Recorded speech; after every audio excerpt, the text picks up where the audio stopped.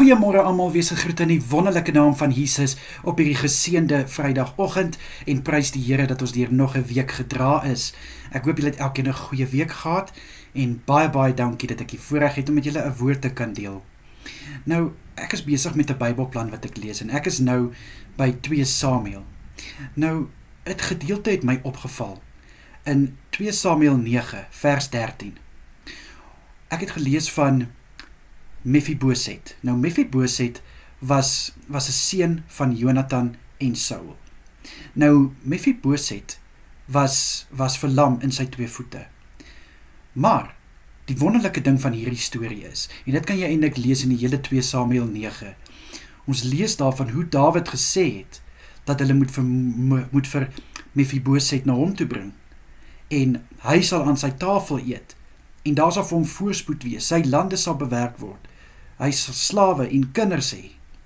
Nou kind van God, wat vir my so opvallend is in hierdie gedeelte is, dat baie keer dink ons, omdat ons dalk 'n gestremdheid het, dit kan blind wees, dit kan krippel wees, dit kan verlam wees, dit kan doof wees, dit kan selfs, en ek sê hierdie met alle liefde en respek, dit kan 'n verstandelike gestremdheid wees. Ons dink dan baie keer, wat is ons tog werd? Is ons iets werd? Maar kind van God, hier is 'n duidelike bewys in die woord van God, dat Dawid, die koning, wat die mag het oor die hele Jerusalem, hy kan gesê het, maar ek wil nie hierdie persoon aan my tafel hê nie, ek soek nie 'n krippel persoon of 'n verlamde persoon nie, maar sy hart was vir God, en hy het geweet, God het almal lief, nie net die wat gesond is, of net die wat siek is nie, hy het almal lief. En omdat Dawid ook so lief was vir Jonathan, is dit 'n daad wat hy wou doen. Hy wou kyk na Mephiboset. En dit het nie vir hom gepla of hy krippel was of verlam was nie.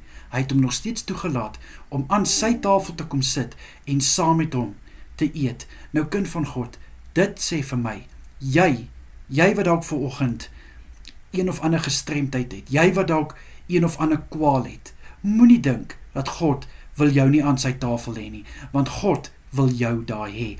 God is juis vir die mense wat hom so nodig het. Eintlik almal het hom nodig, maar daar's net mense wat hom net meer en meer nodiger het, omdat hulle harte op 'n plek is waar hulle nog nie by God is, soos wat ander mense is nie. Maar wat ek probeer sê is, dat daar is nie mense wat afgesonder word in die koninkryk nie. Almal van ons het 'n plek aan God se tafel. Of jy nou krippel is, of jy nou blind is, dit maak nie saak nie, want God is vir jou. God is lief vir jou, en God wil hê, jy moet deel van die koninkryk wees.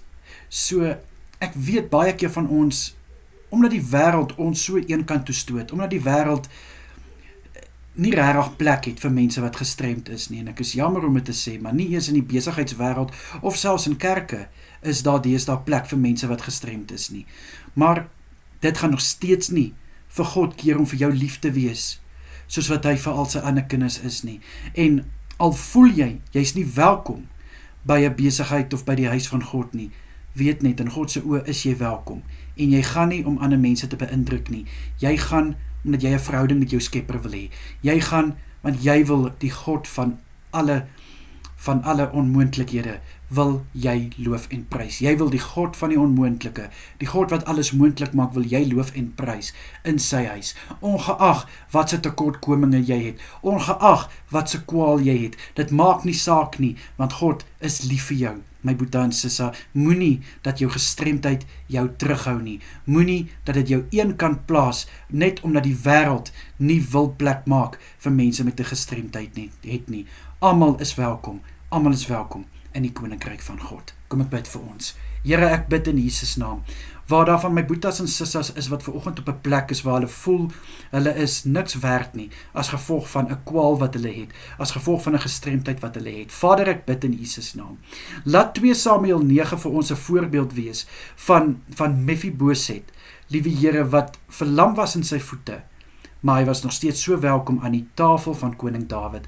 Liewe Here, mag ons hierdie verse vat, mag ons dit ons hoop maak, ons baken van hoop, om te weet dat aan God se tafel is almal welkom, ongeag jou omstandighede, ongeag jou gesondheid in Jesus Christus naam. Amen en amen. My boetie en susse, julle moet 'n wonderlike dag verder hê.